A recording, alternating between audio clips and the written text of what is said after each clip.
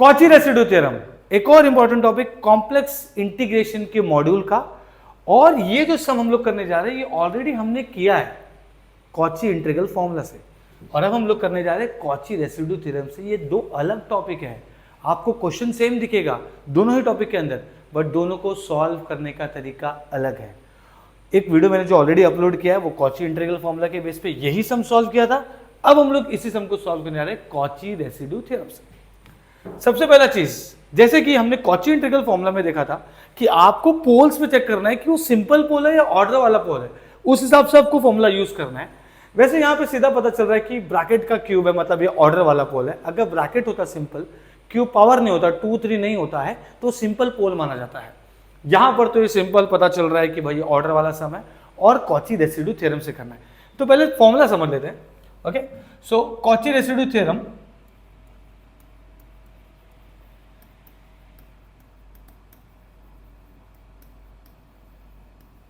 Cauchy residue theorem का integration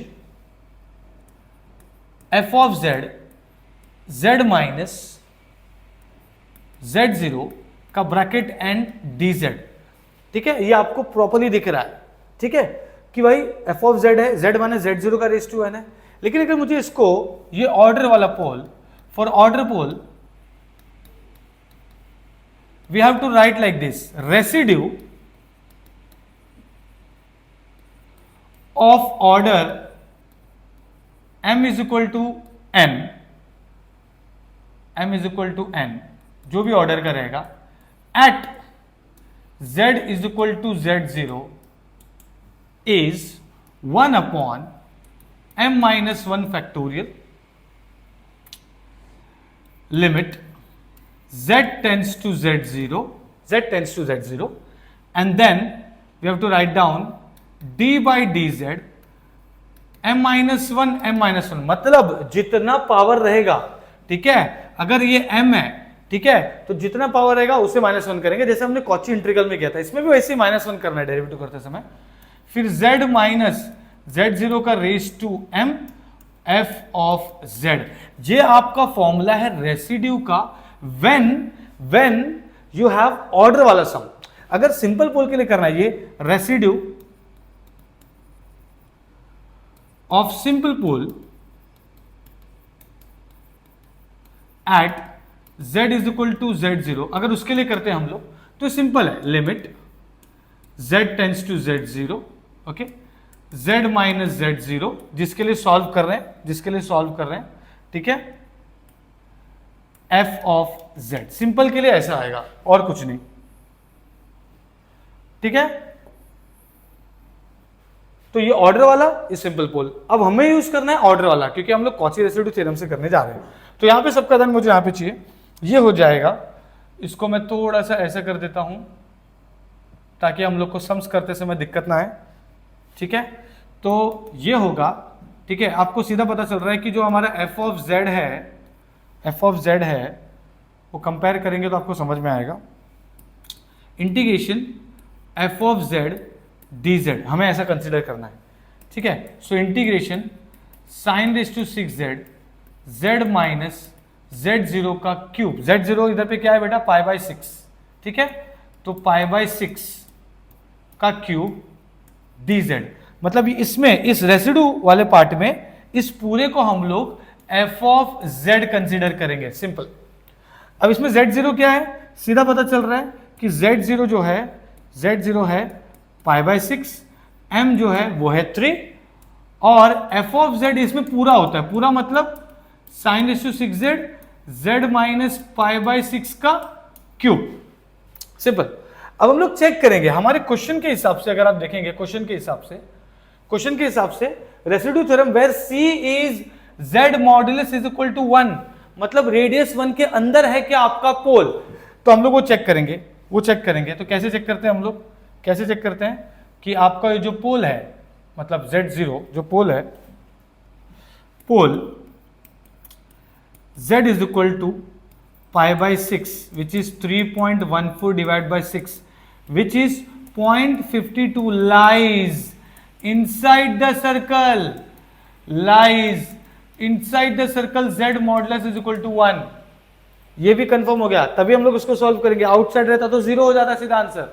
okay, तो अब हम लोग इसको जो सॉल्व करेंगे, हम लोग लिखेंगे रेसिड्यू, फॉर्मूला लगाएंगे, residue of order m is equal to 3 at z is equal to z0, z0 मतलब मेरा pole, which is π/6 is equal to 1 upon m minus 1 factorial limit z tends to z0 d by d z. वापस से मैं formula लिख रहा हूं order वाले का, z माइनस z0 का power m and then f of z।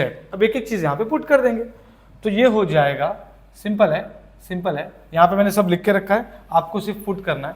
ये हो जाएगा 1 upon 3 minus 1 factorial limit z tends to π/6 d by d z, 3 minus 1, okay okay, और ये हो जाएगा z माइनस π/6 का cube and f of z पूरा का पूरा लिख लो, sine raise to 6z, z minus π/6 का क्यूब। अब इसमें होता क्या है, रेसिड्यू का एक खासियत है, जिसके लिए सॉल्व करते वो कैंसिल हो जाता है, तो यहां पर जिसके लिए सॉल्व किया वही चला गया, सिंपल है, ठीक है। तो अब क्या बचेगा, ये हो जाएगा 1/2 factorial limit z tends to π/6 d by d z square, square मतलब मुझे 2 बार डेरिवेटिव करना है, ठीक है, 2 बार डेरिवेटिव करना है, साइन रेज़ टू 6z का। ये हमने ऑलरेडी किया है कॉची इंटीग्रल फॉर्मूला में, बस उसका फॉर्मूला अलग था तो उसको अलग तरीके से सॉल्व किया, इसका फॉर्मूला लगे तो इसको अलग तरीके से सॉल्व कर रहे हैं। बट यस, 2 बार डेरिवेटिव हमने उसमें भी लगाया, तो वही चीज यहां पे भी करेंगे, 2 बार डेरिवेटिव उसका लगाएंगे, तो हो जाएगा 1/2 limit z tends to π/6 d by d z. एक बार डेरिवेटिव लगा रहा हूं मैं, इसलिए मैंने एक ही बार d बाई डी जेड लिखा है, तो इसका डेरिवेटिव लगेंगे, ये हो जाएगा x raise to n is x raise to n minus 1, मतलब 6 माइनस 1 5 हो गया, और साइन z जिसका हमने अजम्पशन लिया था उसका करेंगे cos z। अब इसका एक और बार u भी लग जाएगा, ठीक है, तो वो भी लगा देते हैं, तो ये क्या हो जाएगा बच्चों, ये हो जाएगा half limit z tends to π/6, एक और बार डेरिवेटिव कर देंगे, तो ये 6 बाहर है, ये हो जाएगा साइन रेज़ टू 5z, साइन z का हो जाएगा, ठीक है, साइन रेज़ टू 5z आपको दिख रहा होगा, ओके, यू भी ले रहे हैं, तो साइन रेज़ टू 5z वैसे का वैसे, इसका डेरिवेटिव cos z का हो जाएगा derivative minus sine z plus cos z वैसा का वैसे, cos z वैसा का वैसे, एंड अब इसका डेरिवेटिव करेंगे साइन रेज़ टू 5z का, वो होता है phi sign raise to 4z, और साइन z का हो जाएगा cos z।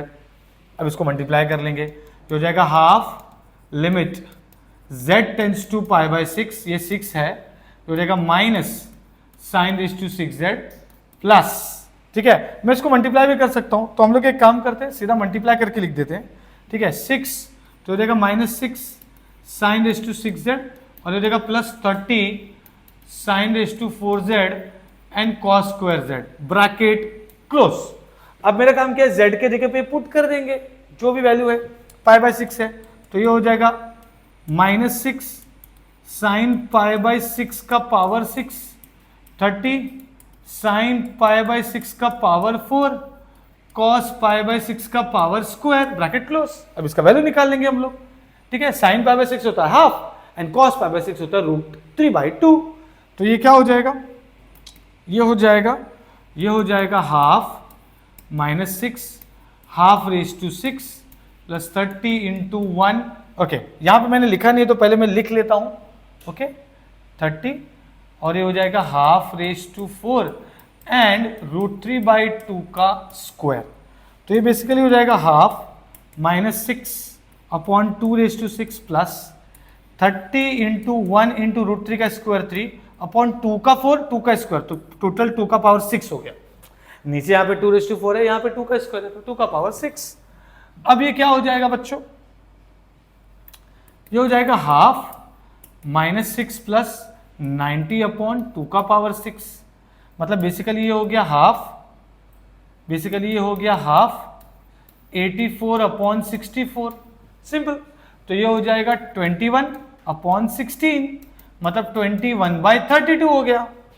ठीक है, अब मुझे ये जो आया है 21/32 वो मेरा रेसिड्यू आया है।